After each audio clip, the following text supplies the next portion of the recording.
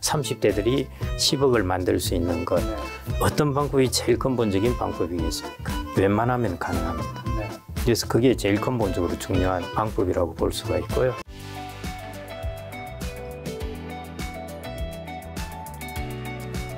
근데 연금 10억 모으기 일단 가능한지랑 또 그 연금 10억을 위해서 우리가 좀 준비해야 되는 건 뭐가 있을까요? 가능합니다. 충분히 가능한데요. 지금 이제 제가 젊은 분들을 대상으로 이제 말씀을 드려야 되겠죠. 지금 뭐 50대가 연금 10억 만들기 이런 게 아니고 이제 제가 연금 10억을 이야기한 게 연금 10억 같으면은 이걸 국민연금으로 환산하면은 대략 한 330만 원 정도 됩니다.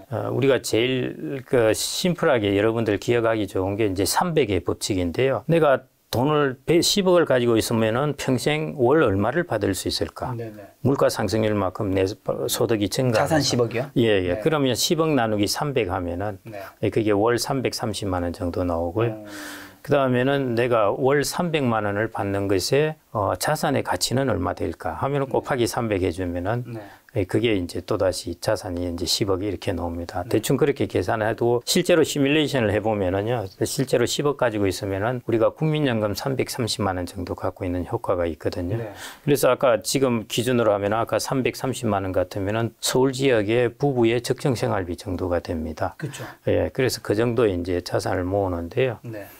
이게 다른 분들에게 우리나라 50대의 중간 정도의 자산이 한 6억이 좀 안 되니까요. 이제 이게 좀 사실은 많을 수 있습니다. 많을 수 있는데 10억에다가 우리가 주택연금이라는 주택을 집어넣으면은 많은 문제들이 해결될 수 있습니다. 근데 이제 주택을 제외하고 30대들이 10억을 만들 수 있는 것. 어떤 방법이 제일 근본적인 방법이겠습니까? 열심히 일하면서 뭐 지수 ETF를 사야 되나요? SPY, QQQ? 예, 이제 적정한 수익률도 중요하긴 한데요. 일단은 이제 연금 맞벌이를 하는 게 제일 좋고요. 곱하기 2가 되기 때문에 금방 이제 그 만들 수가 있습니다. 그다음 하나는 이제 노동시장에서 우리가 한 65세 정도까지 일을 하고 연금 맞벌이를 한다 하면은 가능합니다. 웬만하면 가능합니다. 그래서 그게 제일 근본적으로 중요한 방법이라고 볼 수가 있고요. 그 다음에는 이제 저희가 축적하는 자산을 이제 운용 수익률을 3%, 4% 이러지 말고 한 5% 정도, 이 정도만 하면은 국민연금이 대략 한 5% 정도 타겟이니까요. 그 정도만 하면 되지 않을까. 예, 그 실제 계산하면 충분히 가능합니다. 방금 말씀하신 데 연금 맞벌이라는 건 어떤 의미일까요? 예를 들어 우리가 그 부부가 같이 이제 결혼을 했다 그러면 이제 그렇죠. 예, 그러면 국민연금도 둘이 받게 되죠. 퇴직연금도 둘 받게 되죠. 개인연금도 각각 들었으니까 둘 받게 되죠. 그러니까 연금 맞벌이라고 그럽니다. 그래서 이제 국민연금은 그걸 표현해서 이전에는 1가구 1국민연금이라고 했는데요. 지금 1인 1연금이라고 하거든요. 그게 이제 연금 맞벌이라는 뜻입니다. 연금 맞벌이는 파워풀하죠. 지금 국민연금 이제 받는 사람들이 그 베이비 부모들 중에 꽤 이제 계속 넣었다고 그러면 한 180 정도 받습니다. 그러면은 2명이 받으면 360입니다. 그러면은 괜찮은 공무원 연금 1명 받는 정도는 되게 되거든요. 예. 그러니까 괜찮습니다. 그래서 뭐 거기다 퇴직연금도 곱하기 1을 하게 되면은 금액이 많아지고 하니까요. 그래서 예를 들어 여러분들이 맞벌이를 한다고 그러면은 거기에 해당되는 연금만 꼬박꼬박 다 넣으셔도 충분히 됩니다. 곱하기 2가 되기 때문에 충분히 됩니다. 아니 근데 연금이 사실 고갈된다는 얘기, 뭐 청년들 나중에 못 받는다 이런 얘기 많잖아요. 실제로 뭐 그럴 수 있다는 얘기도 있던데 어떻게 보세요? 뭐 이론적으로는 그럴 수 있죠. 이론적으로는 이제 어떻게 대처하느냐에 따라 다른데요. 90년대생이 이제 제일 거기에 걸리게 되는데, 왜냐하면 연금이 고갈되는 시점쯤 2050년 말, 2060년 이때 이제 90년대생이 이제 퇴직을 하게 되거든요. 그래서 국민연금을 받게 되겠죠. 그러니까 연금은 고갈되고 거기 90년대생은 그때 퇴직을 하고 하니까 그냥 형식적으로 보면 못 받는다가 됩니다. 그런데 국가가 이제 세금이나 이런 걸 통해서 지급을 해 주겠죠. 그거는 그렇긴 한데요. 이 그래프를 보시면은 이게 2018년에 이제 국민연금 재정추계위원회에서 그려놓은 국민연금의 향후 모습입니다. 4년마다 한 번씩 해서 이제 올해도 해서 또 발표를 하게 될 겁니다. 하게 될 건데요. 그때 이렇게 해놓은 거 보면은 2041년이 이제 1778조 원으로 최대를 기록했다가 이 그래프 보시면은 마치 공이 갔다가 뚝 떨어지는 그런 모습하고 궤적이 비슷한데요. 그 다음에 이제 계속 떨어집니다. 그래서 2057년에 이제 소진되는 걸로 나오는데요. 이때가 아마 이 전망을 수익률이 4.6% 정도로 가정을 했을 겁니다. 그런데 이제 해외 연기금 같은 경우는 수익률이 6%를 넘거든요. 수익률이 6% 난다고 그러면은 고갈 시점이 한 11년 뒤로 늦춰집니다. 그래서 그게 확 차이가 나요. 10년 정도는 수익률이나 안 그러면은 뭐 이제 보험료율을 얼마나 올리냐에 따라 다른데요. 그래서 지금 하여튼 2057년에 소진되고 이 그래프에서 보시듯이 2041년이 최대니까 2057년 이후의 사람들은 내가 받을 돈이 없어지네. 이러니까 이제 못 받는다고 그러는 것이죠. 그리고 여기 총지출하고 이제 보험료 수입에 보시면은 보험료 수입은 이렇게 직선으로 쭉 증가하는데요. 총지출은 이렇게 약간 비선형적으로 훨씬 기울기가 급하게 증가하죠. 그래서 뒤에 가면은 2060년, 70년 가면은 이 적자폭이 아주 커집니다. 그래서 이게 이제 국민연금을 개혁해야 된다는 기본적인 논리이고요. 그래서 뭐 90년대생은 국민연금을 개혁을 해야 되죠. 그래서 이게 이제 테이블로 제가 수치를 가지고 와봤는데요. 2060년을 한번 보겠습니다. 총 수입해서 이제 우리가 국민연금 가입자들한테 받는 보험료가 2060년 보면은 157조입니다. 그런데 이제 퇴직한 사람들한테 국민연금을 지급해주는 금액이 485조 원이에요. 그러니까 그때 한 해만 보더라도 적자가 마이너스 327조입니다. 어마어마하죠. 근데 그때는 GDP가 달라질 테니까요. GDP 대비해서 비중을 얼마 될까 하면은 우리가 이해하기 쉬운데 그때 미래에 2060년에 GDP 대비해서 한 해 마이너스 5%가 국민연금 부분에서 적자가 난다는 거죠. 그러면은 국가가 저 정도를 지원을 해준다면은 GDP 대비해서 재정 부분에서 5%가 나간다는 것이거든요. 이건 불가능합니다.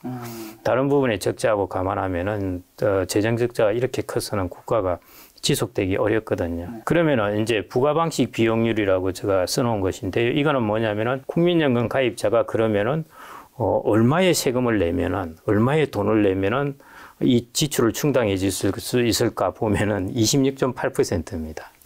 자기 소득의 약 27%를 내야 이 금액을 충당해 줄 수 있다는 너무 많이 거죠. 내네요. 그렇죠. 여기 세금 내는 거하고 이거 내는 거하고 건강보험료 내는 거 다 합치면은 거의 50% 넘어갑니다. 그러니까 이거는 우리가 지속 불가능하다고 이야기를 하는 거죠.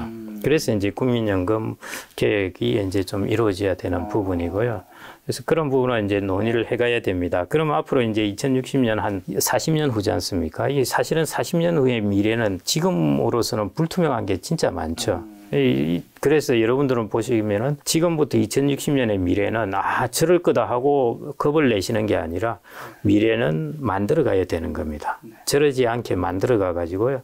국민연금이 지속 가능한 수준으로 만들어 가야 되는 것이고 그런 것들이 이제 우리가 국민연금의 보험료율이라든지 지급받는 시기를 늦춘다든지 지금 지급받는 사람들도 수명이 길어지면은 수명 길어진 만큼 자기의 금액을 줄이게 한다든지 이런 다양한 방법들을 통해서요.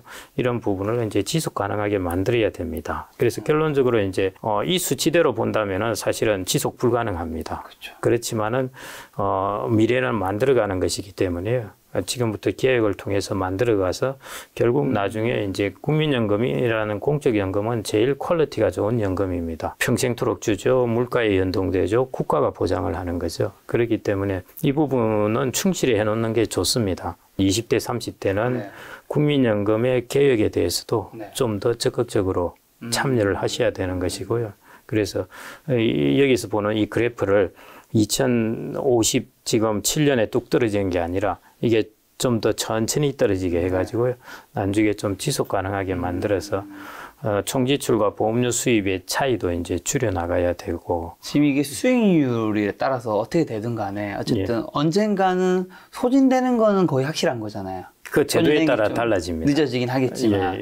근데 이게 어쨌든 이 국민연금 고갈에 대한 이슈가 많은 사람들이 알고 계시잖아요. 그럼 당연히 국민연금 측에서 그걸 다 알고 계실 텐데 국민연금 측에서는 지금 그래서 우리는 어떻게 하겠다. 국민연금이 이거는 관여할 수 있는 부분이 아니고요.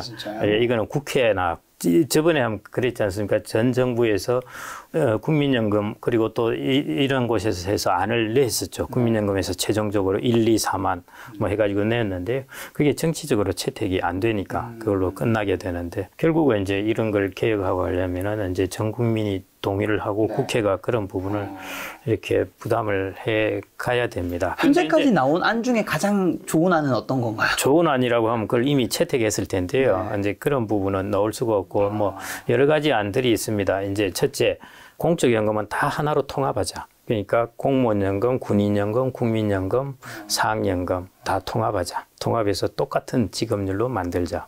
그러니까 현재는 이제 차이가 있으니까요.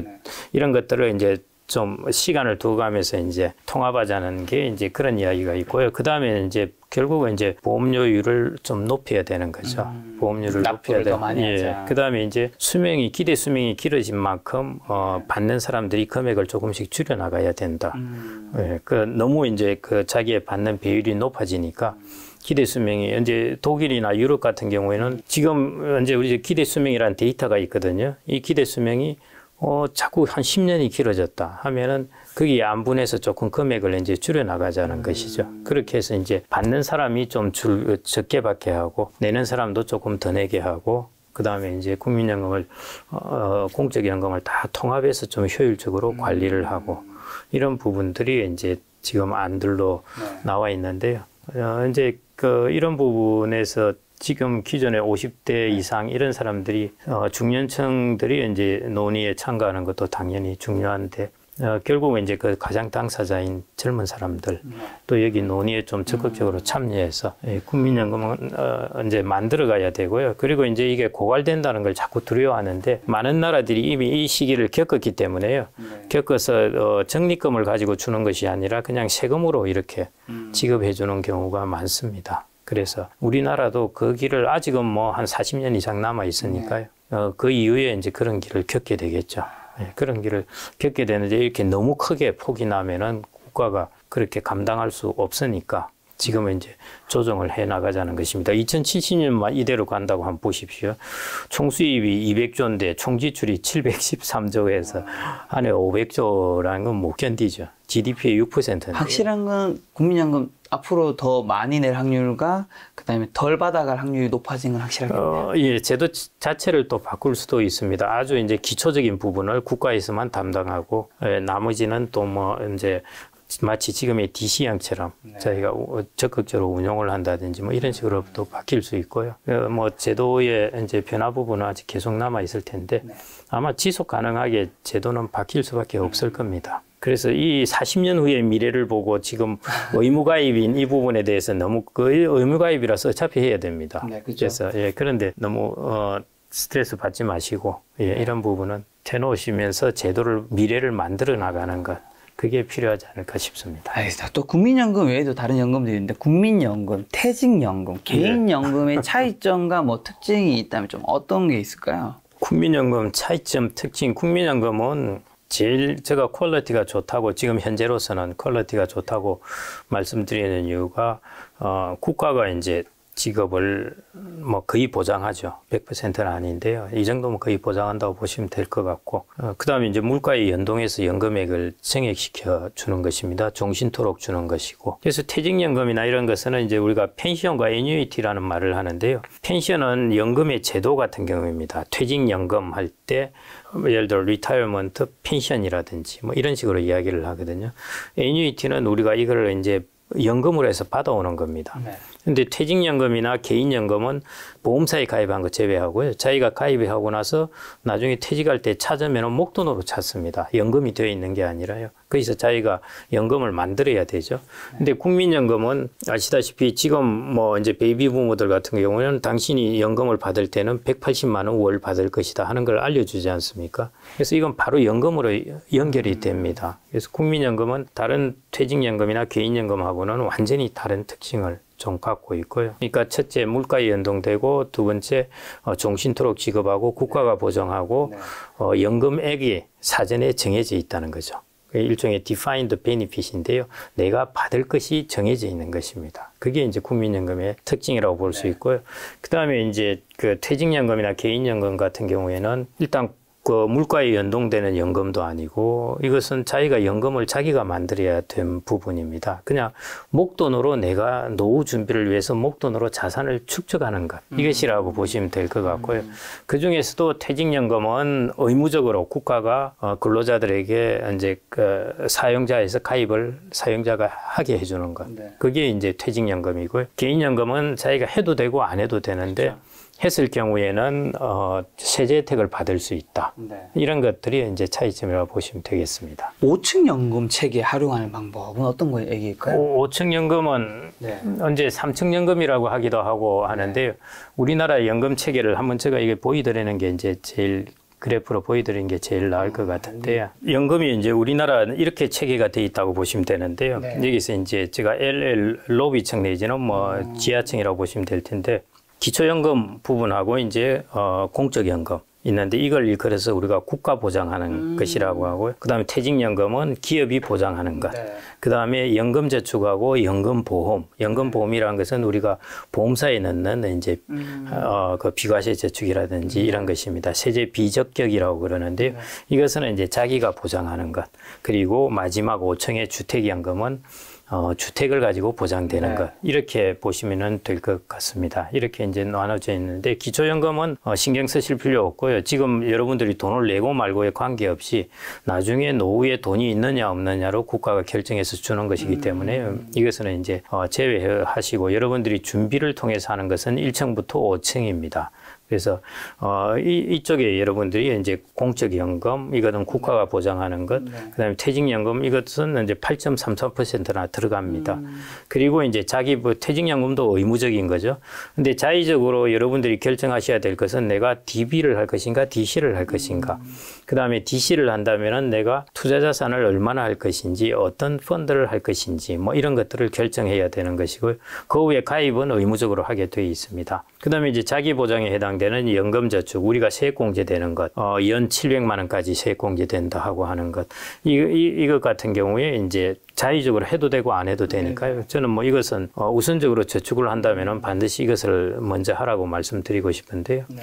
그다음에 연금저축하고 연금보험은 이제 우리가 보험사에 세제 혜택은 없는데 거기서 우리가 가입했을 때 나오는 보험 차익인데요. 여기 이자소득이라든지 배당소득에 대해서는 다 비과세이고 그다음에 이것을 연금으로 받을 때도 비과세입니다. 네. 그래서 이런 부분이 연금보험이라고 그러는데 그래서 연금저축과 연금보험은 이제 자기 보장. 그다음에 제가 아까 이제 비밀병기라고 한 것이 주택이 보장해주는 주택연금입니다. 우리나라는 주택자산이 노후의 거의 70%이기 때문에 이걸 연금화 시켰을 때 연금의 금액이 상당히 파워풀합니다. 네.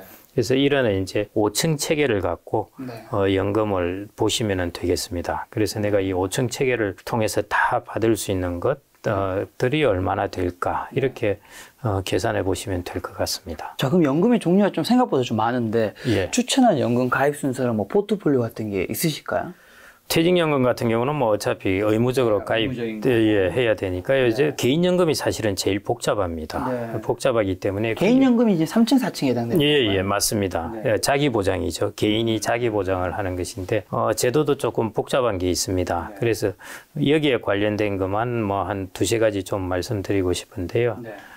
첫째로 이제 우리가 개인연금, 연금저축이라고 하기도 하는데 700만 원 세제 혜택이라고 그러는데요. 이거는 이제 세액 공제가 되는 것이 700만 원이고 지금부터 막 헷갈리기 시작합니다. 사람들이. 세액 공제는 자기가 총 납입한 금액의 13.3%나 16.5%를 돌려받는 것입니다. 그래서 세액 공제가 되는 것인데 이게 또 700만 원을 넘는 금액에 대해서는 세액 공제는 안 되는데요. 비과세를 해줍니다. 여기서 생기는 우리가 배당이나 이자 소득에 대해서 비과세를 해주는 거죠. 과세 이연을 해서 나중에 연금 소득으로 과세하니까요. 네. 그래서 1,800만 원까지는 연 또 비과세가 될 수 있기 때문에 네. 다른 어떤 걸 활용하는 것보다 이쪽을 활용하면은 네. 그런 부분에서 도움이 됩니다. 그래서 이제 그게 이제 첫 번째 좀 말씀드리고 싶은 거고요. 네. 그래서 이제 첫째 연금저축에 700만 원은 하여튼 반드시 하시는 게 좋습니다. 세액공제로서 나한테 또 페이백에서 돌아오는 부분이 있으니까요. 네. 예, 또 두 번째 세액공제 700만 원이지만 비과세는 1,800만 원까지 되니까 그런 부분도 이제 좀 더 여력이 있으면은 비과세를 활용하면 좋다. 그 다음에 이제 연금보험 같은 경우에 우리가 변액연금 이런 것들이 거기에 해당되는 것이거든요. 연금보험은 우리가 기간을 짧게 넣어놨을 때는 사실은 이거 넣어서 별 이익 못 봤다는 분들이 많은데요. 기간을 길게 넣으면은 이게 유리한 점이 많아집니다. 그래서 이 부분은 좀 내가 기간을 한 20년씩 하겠다 하는 것. 뭐 10년 가입하고 10년은 그대로 두셔도 돼요. 납입 안 하고. 그렇게 할 경우에는 이게 이제 비과세라는 파워풀한 혜택이 있습니다. 어떤 혜택이냐면은 내가 이걸 나중에 노후에 연금 소득으로 찾을 때도 과세를 하지 않는 것입니다. 그래서 그 다음에 여력이 있을 때는 우리가 연금보험을 가지고 이렇게 좀 채워넣으면 좋을 것 같고요. 그다음에 이제 연금저축, 개인연금 이게 참 이제 복잡한데 여러분들 여기 연령층에 따라 다른데요. 94년부터 2000년까지 했던 게 구개인연금이라고 있습니다. 이때부터 복잡해지기 시작하는데요. 이거는 정말 좋은 상품이니까 절대 해지하지 말고 평생 들고 가시는 게 좋습니다. 네. 혹시 여러분들이 그때 가입하신 분이 있거든 이 계좌를 살려놓고 계속 돈을 넣으면서 받으시는 게 좋습니다. 소득공제도 되고 연금 받을 때 비과세도 됩니다. 네. 그래서 구개인연금이라는 게 있으면 꼭 해지하지 말고 가지고 계시라. 납입을 계속하는 게 좋고요. 그 다음에 이제 신개인연금이라고 한 것이 이제 2001년 도입돼서 거의 2013년까지 이렇게 쭉 지속되는 것인데요. 그때 이제 신개인연금은 연금저축 펀드를 하나만 할 수 있게 되었습니다. 그래서 2013년부터 펀드를 다양하게 할 수 있게 연금저축 계좌라는 것을 도입했습니다. 그래서 이제 연금저축 계좌로 2013년 이후에 한 것들 있을 거고 그 중간에 있는 것은 이제 연금저축에 해당되는 것이고 그러는데 지금 이걸 이제 다 전환을 할 수가 있습니다. 다만 구개인연금은 전환을 하더라도 펀드 하나만 가입할 수 있는 형태로 되는데요. 연금저축 계좌 같은 경우에는 다른 펀드로 다양하게 가입할 수 있고 개인연금에 또 이제 또 하나의 여러분들이 유념하실 거는 마음에 안 들면은 다른 금융기관으로 옮겨도 됩니다. 그래서 그런 것들이 이 제도의 특징이라고 보시면 될 것 같고요. 그래서 이 연금제도 중에 제일 복잡한 것이 개인연금입니다. 그래서 개인연금에 대해서 여러분들이 조금 공부를 해놓으시고 이걸 잘 활용하시는 게 좋을 것 같고요. 퇴직연금은 어차피 회사에서 의무적으로 하게 되기 때문에 대충 따라가면 되는 것인데 퇴직연금은 다만 저희가 퇴직해서 직장을 옮길 때는 이게 IRP로 다 넘어가게 됩니다. IRP로 넘어가면은 자기가 관리해야 돼요. 그래서 그런 부분에서 어떻게 잘 관리하느냐 하는 부분에 문제가 남아 있습니다. 그래서 그런 것들을 이제 잘 관리하는 것. 그래서 결국 보면은 이제 국민연금 부분은 우리가 손댈 부분이 없는 것이고요. 나머지 부분은 이제 개인들이 이걸 잘 관리해야 됩니다. 네, 그래서 좀 연금도 조금 공부를 해 놓으셔야 됩니다. 근데 그 노후의 비밀병기 주택연금 5층에 있는데 이거 언제 가입해야 좀 유리한 걸까요, 그러면? 지금 뭐 당장은 필요 없고요. 네네. 저는 이 주택연금을 일컬어서 스페어 타이어라고 이야기를 합니다. 우리가 노후를 이제 달릴 때 한쪽에는 공적연금을 갖고 한쪽에는 이제 우리가 사적연금이나 금융소득을 얻고 노후에 은퇴소득을 가지고 달려갑니다. 달려가는데요. 그 뒤에 아주 튼튼한 스페어 타이어가 하나 있는데 그게 주택연금입니다. 그러니까 여러분들이 주택연금을 처음부터 바퀴가 없으면은 주택연금이란 걸 끼워서 달리는 게 좋은데 그렇지 않으면은 나중에 달리다가 펑크가 났다든지 그렇죠. 타이어가 좀 많이 달았다든지 할 때 주택연금이라는 스페어 타이어를 들고 와서 끼우면은 오래 달릴 수가 있습니다. 제가 아까 적어도 앞으로 40년은 달려야 한다고 그랬는데요. 40년까지 충분히 소득이 되어 있는 사람도 있지만은 한 20년, 25년 달리다가 한 20년 달리다가 내 타이어가 막 달아서 소득이 부족하네 할 때 주택연금을 들고 와서 끼워 놓으시면은 아주 파워풀하게 할 수가 있습니다. 그래서 9억 원, 예를 들어 공시지가 기준으로 9억 원 주택 같으면은 한 70세부터 주택연금을 가입하면은 거의 한 94만 원 정도 월 받을 수가 있습니다. 그러니까 이제 꽤 괜찮은 거죠. 제가 얼마 전에 한 70 후반 되시는 분일 겁니다. 작년에 이제 주택연금에 관해서 이것저것 물어보시길래 제가 이제 뭐 대답을 해드리고 했는데, 올해 한 두세 달 전에 이제 전화가 왔길래 제가 한번 여쭤봤습니다. 그때 주택연금 어떻게 되셨어요? 물어보니까 올 초에 가입을 하셨대요. 그렇게 이야기하시면서 집값이 떨어질 것 같아서 가입을 하셨다는 거예요. 야, 그래서 정말 집값의 고점에 가입을 하셨어요. 저는 70대 후반의 할머니죠. 그렇게 이렇게 빠른 줄 몰랐습니다.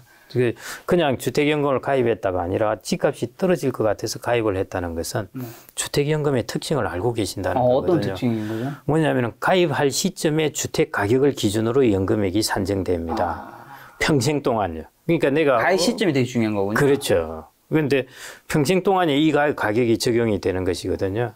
그러니까 이 시점이 이제 떨어졌을 때보다 가격이 높았을 때가 이제 더 연금액을 많이 받을 수 있죠. 네네. 그래서 그분은 70대 후반이신데 거의 뭐 240, 50만 원 연금을 받게 됐다고 그러시더라고요. 그러면서 이제 훨씬 노후가 튼튼해졌다. 예. 그래서 주택연금은 여러분들이 그때 활용하시면 되고, 우리나라 주택연금 가입자들의 평균 연령을 보면은 72세로 되어 있습니다. 그러니까 저는 60세 이런 분들한테 특별한 사유 아니면은 그때부터 가입하라고 말씀은 안 드리는데요. 이게 한 70대에 넘어가면서 자기의 소득이 조금 부족하다 이러면은 괜히 핍박하면서 어렵게 사시지 말고 이걸 통해서 좀 더 노후를 풍요롭게 사시고. 가입하고 나면 이게 돌아가실 때 이 주택은 어떻게 되는 거죠? 이게 이제 주택연금은 두 가지 특징이 결합되어 있습니다. 첫 번째는 자기 주택을 담보로 돈을 빌리는 것입니다. 그렇죠? 그걸 이제 영목이지라고 그러거든요. 왜 영목이지라 그러냐면은 우리가 일반적으로 주택담보대출은 목돈을 빌려서 분할 상환을 하죠. 그런데 주택연금의 영목이지는 분할로 빌려서 목돈으로 상환을 하는 겁니다. 그래서 거꾸로 목이지라 그러는데, 여기에 왜 그럼 연금자를 붙였느냐? 종신토록 준다는 것입니다. 그것은 국가가 보험료를 받으면서 국가가 보장을 하는 것이거든요. 그래서 우리나라 주택연금은 영목이지라는 거하고 종신연금하고 결합된 부분입니다. 그러면은 어떻게 하느냐? 종신토록 주다 보니까 이 사람이 120살까지 살았다. 그래서 연금액을 너무 많이 받아가지고 자기가 주택담보된 주택의 가격보다 받은 연금액, 부채가 훨씬 많다. 이러면은 국가가 알아서 부담을 하고요. 그 손해액을. 만일 연금액보다 빨리 사망을 해가지고 부부가 다 빨리 사망을 했습니다. 그래서 주택 가격이 더 높다. 그러면 이 둘을 처분해서 처분 차익을 자녀들이나 그 상속자에게 돌려주게 됩니다. 그러면 국가가 야 이거 손해 아니냐. 그래서 국가가 이제 연 0.7% 정도 보험료를 받습니다. 그 보험료를 가지고 이제 해결을 해 나가는 것이고요. 그래서 이제 이런 연금이라는 것은 일종의 이제 일찍 사망한 사람들, 늦게 사망한 사람들 이익할 텐데, 국가가 이걸 평균적으로 이제 관리를 함으로써 일반적으로 주택연금에 가입한 사람들한테 이제 이런 안전판을 제공해 줄 수 있는 것입니다. 이게 이제 죽을 때까지 국가가 하여튼 보장. 모두가 가입할 수 있는 주택연금은 아닌가 봐요. 공시가 9억 이상이 안 되는 거예요. 맞습니다. 예. 왜요? 이거는 이제 국가가 일종의 안전판을 제공해 주는데 돈이 충분한 사람한테 국가가 해줄 필요는 없다는 것입니다. 그런데 이 부분도 이제 최근에 집값이 오르고 하는 것 때문에 이 금액 상향 기준선을 좀 높여야 된다는 이야기들이 나오고 있습니다. 서울로 오면 해당되신 분이 공시지가니까요. 예, 이제 시가로 하면은 이거보다는 더 높겠죠. 그럼에도 불구하고 이제 고령자들 분들 중에 해당 안 되는 분들이 있어서 이거 이제 기준 가격을 좀 올려야 된다, 그런 이야기들이 있습니다. 자, 1층에 있는 그 국민연금 수령액 좀 늘리는 방법이 아무래도 거의 모든 사람이 하고 있는 거니까요. 최근에 이제 건강보험 자격, 피부양자 자격 요건이라고 그러죠. 그 부분이 올해 9월부터 이제 제도가 바뀌었습니다. 제도가 바뀌면서 그전에는 이제 소득 기준 3,400만 원이었는데요. 소득 기준 2천만 원으로 떨어졌습니다. 2천만 원으로 떨어지면서 여기에서 국민연금이라든지 이런 금액을 많이 받게 되면은 사실은 여기에 이제 피부양자 자격에 들어가게 되죠. 그래서 이제 그런 부분이 좀 이슈가 됐는데요. 2천만 원 기준으로 낮춰지다 보니까 국민연금을 이제 조기 수령하지 않고 뒤에 수령을 늦춰 가지고 국민연금을 많이 받았더니 내가 건강보험 피부양자 요건에서 탈락을 해서 건강보험을 많이 내게 되었다 해서 요즘 갑자기 그런 컴플레인이 좀 나오게 됐습니다. 네. 그래서 이제 그런 부분도 이제 조금 감안을 하셔야 되는데요. 네. 그래도 결국은 이제 물가가 오르면은 또 몇 년 안 있으면은 또 피부양자 자격에서 어차피 박탈하게 됩니다. 그래서 기본적으로 아까 공적연금이 제일 퀄리티가 좋다고 그랬지 않습니까? 네. 그래서 이걸 충실히 받는 것이 이제 중요한데요. 네. 그런 부분에 있어 가지고 이제 한 몇 가지가 있습니다. 그게 추가 납입이라는 것이 있고요. 그 다음에 이제 임의가입이라는 것이 있고, 그 다음에 이제 우리가 경력 단절된 그런 사람들을 위해서 이제 임의가입 플러스 추가 납입을 가능하게 한 이런 제도들을 통해서 우리가 국민연금을 좀 더 받을 수 있습니다. 첫째 이제 추가 납입이라는 게 뭐냐면은 내가 국민연금을 의무가입인데 의무가입이 면제되는 때가 있습니다. 내가 실직을 했다든지 할 때 그 공백 기간을 내가 뒤에 다시 납입을 하면 됩니다. 그럼 금액과 기간이 다 살아나기 때문에 그래서 금액을 늘릴 수 있고요. 네. 그다음에 임의가입이라는 것은 내가 국민연금 의무가입 대상이 아닌데 내가 그냥 가입을 하겠다 해서 네. 이제 임의로 가입할 수 있습니다. 그래서 한 5, 6년 전에 강남에서 이제 주부들이 막 이제 많이 가입했다는 게 이것입니다. 네. 그런데 가입하다가 기초연금 막 이런 거 나오면서 이제 또 가입이 좀 줄고 하는데요. 요즘은 20대가 또 가입한 사람들도 있습니다. 10대, 20대. 이거는 이제 부모들이 이제 가입을 시켜준 거죠. 그러면 그 중간에 가입을 못 하더라도 최초 가입이 빨리 돼 있으면은 추가 납입을 해서 할 수가 있으니까요. 옵션을 가지는 셈이죠. 네. 그래서 이제 오히려 10대, 20대 임의가입을 이게 조금 늘어나고 있고 그런 특징을 보입니다. 양극화죠. 한쪽은 막 아니라고 그러는데 또 한쪽은 그래도 국민연금 빨리 해가지고 해놓는 게 이거라도 준비해 놓자 하는 것이 있으니까요. 그래서 그게 이제 임의가입입니다. 그 다음에 이제 아까 추가 납입 말씀드렸고요. 그 다음에 이제 대표적인 것이 우리가 국민연금을 만 63세부터 받을 수 있는 것을 내가 1년 있다가 받겠다 하면은 금액을 더 늘려주게 됩니다. 그래서 이제 그 방법을 통해서 7.2%를 더 늘려주게 되는데요. 최대 5년까지 늘려줄 수 있거든요. 그래서 최대 5년까지 하면은 36%를 더 받을 수 있는 거죠. 그래서 이제 그렇게 해서 국민연금을 이제 더 받을 수 있는 방법이 있습니다. 일본 같은 경우에는 최대 10년까지 연장을 할 수 있습니다.